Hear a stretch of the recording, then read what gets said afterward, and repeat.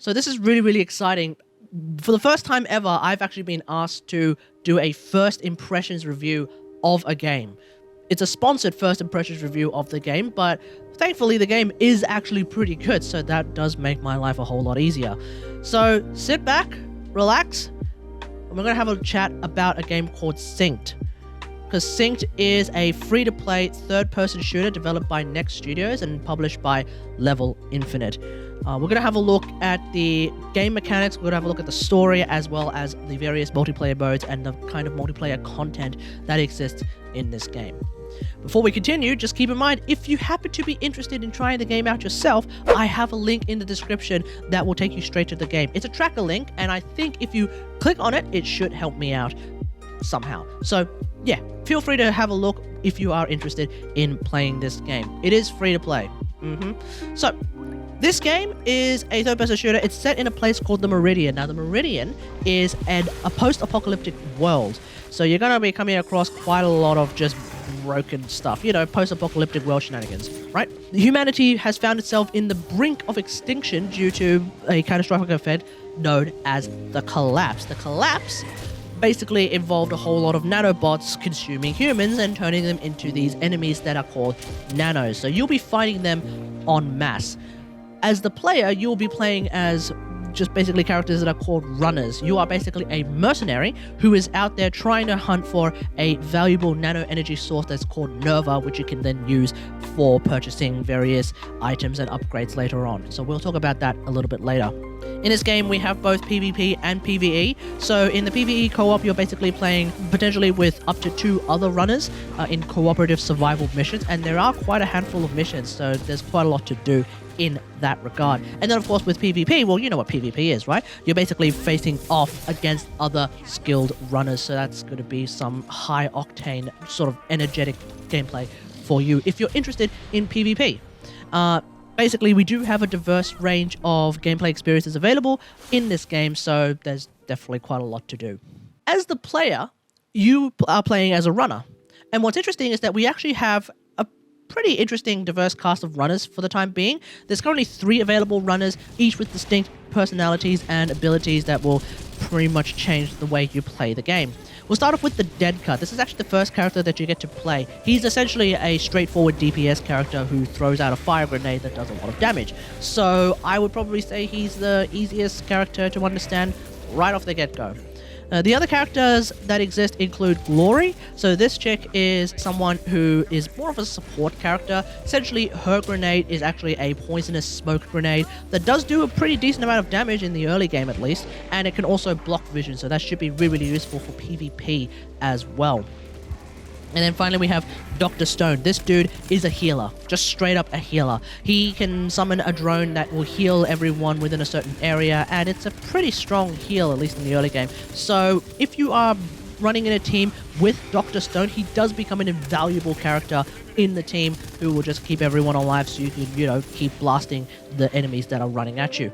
Now, on top of that, we do have a variety of weapons available at the present moment, in particular assault rifles, shotguns, SMGs, sniper rifles, pistols, and machetes. Now, you may be thinking that in a third-person shooter game, sniper rifles are probably not that great, but in this game, we actually have a universal aim-down sights mechanic that works not just on sniper rifles, but also on assault rifles, shotguns, etc. So you can have that additional precise aiming mode if you want to actually swap over to essentially first-person shooter gameplay. And that does mean that running things like sniper rifles, which is actually growing to become maybe my favorite weapon type in the game, that actually becomes a really, really viable choice to try and just go for like one shot, one kill kind of gameplay, as opposed to spray and pray with assault rifles. So you do have that option if you want. Of course, if the devs are watching this particular review, then just between you and I, when are their bows? As soon as bows come into the game, that is how you get me to start playing this game a lot. Okay, so on top of playing as a runner, you also get to play with Elite Nanos as your companions. Now, you may be thinking, wait, hold up. Nanos, aren't they the enemies? Well, that's where basically the namesake of this game comes from. It's called SYNCHED.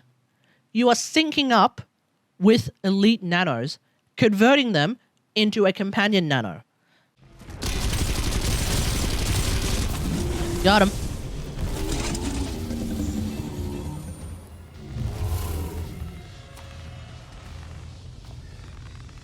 Time to sink this beast. Winner take all. So, oh, okay, so Q for sinking, which is basically transference.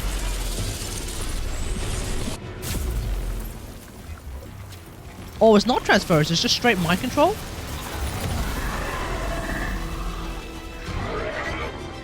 Oh, okay, cool. So we basically... Oh, so it's straight conversion. My man. Welcome back. Let's give Okay. that new body a test drive, eh, buddy? Hit. Sock him in the eye. I do like my sort of co-op ally gameplay. Whether it be in this game or Warframe or... hell, even on home, Genshin. Unexpected, yeah. That's actually the namesake of this game. It's called. That's why it's called Sync. So when you fight and kill an Elite Nano, you get the opportunity to actually sync up with them and convert them into one of 4 currently available companion nanos. So we have right now probably my favorite one at the present moment being the Guardian. This guy's a big ass shield. Think Reinhardt, that's it. So yeah, you can actually command him to go to a specific spot and, you know, guard a specific area, or you can just get him to attack enemies and he'll actually shield bash them and do a solid amount of damage. So yeah, you can do that. Now, what's interesting about companion nanos is that you can also recall them to you, and they will basically form like a special arm guard. And when you recall them and they become your arm guard, if you will, then you personally, as the runner, can get some combat bonuses. So for the Guardian, for example, if you recall him back to your arm, then when you aim down sights, you deploy a personal energy barrier shield. So that's going to be really, really useful if you want to be like the tank who is just pushing through and blocking incoming fire while you are aiming down sights. And that's going to be really useful for me if I happen to be using my sniper rifles. So yeah, that's definitely something that I can try and do. Other than that, there's also the Crusher, who is more of a melee DPS. This one seems to have a taunt, which allows you to basically get this guy to fight enemies. He'll taunt enemies. Enemies will actually attack them, so taunts actually do work as opposed to in Genshin. And therefore, you can draw enemy fire away from you by having the Crusher just pummeling enemies left, right, and center. So that is potentially a strategic idea for you.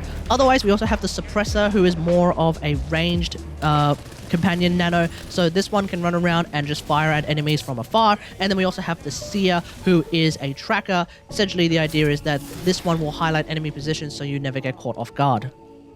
As I mentioned, there is an emphasis on strategic teamwork between runners and also companion nanos. So basically setting up a team that works is probably going to be an important part, especially in the later stages of the game. As I mentioned, the first-person aiming feature that actually exists in this game that I wish existed in Warframe is actually really nice because it does add some additional precision to the gameplay of your guns. So yeah, having that additional layer is really, really nice.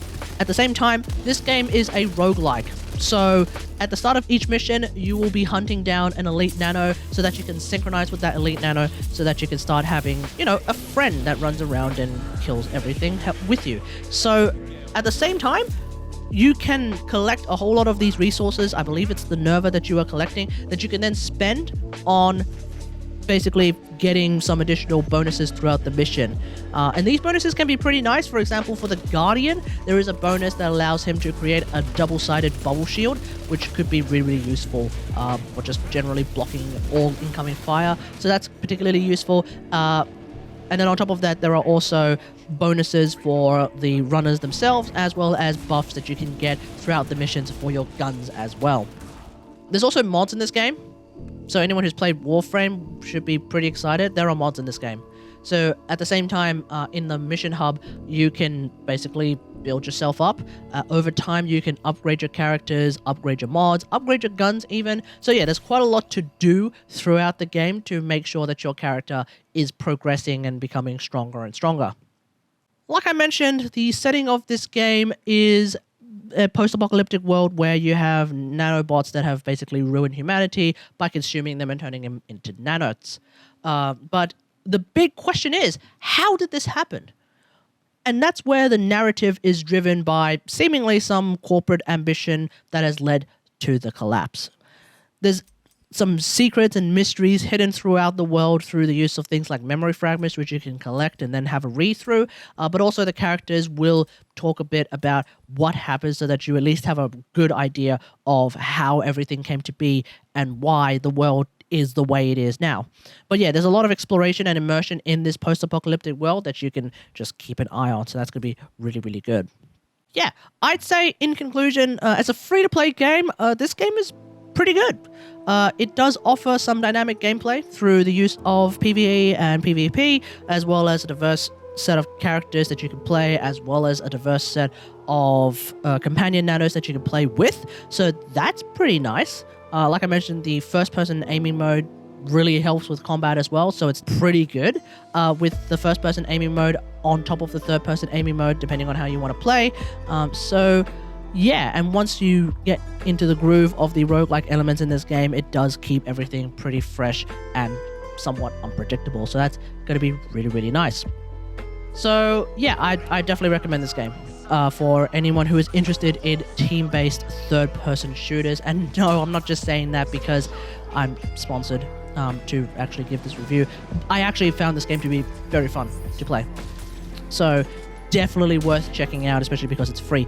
The monetization of this game does seem to be closer to Warframe's in the sense that it is more about weapon skins and outfits. I haven't come across any real pay-to-win mechanics yet, so I think this is pretty acceptable. There does appear to be a paid battle pass though, with a few entries that are kind of free, so think of it maybe like Overwatch's battle pass. So just keep that in mind. I think it's mostly optional. In fact, I think it's probably very optional, so you don't necessarily have to engage in that if you don't want to. And overall, I'd probably say that the monetization of this game isn't too in your face. In the first 2 hours that I played this game on stream, I've only seen like one in-game ad for a bundle, so that was good. Like, it was only shown to me once randomly for no reason. That's a lot better than certain other games. Sports games. Destiny 2. Yeah. So, yeah, I'd say the monetization in this game is acceptable. So, yeah. Thanks for watching, everyone. Hope you guys enjoyed this video. Let me know what you think about SYNCHED in the comments. Like, have you tried this game? Is there a particular loadout that you like right now?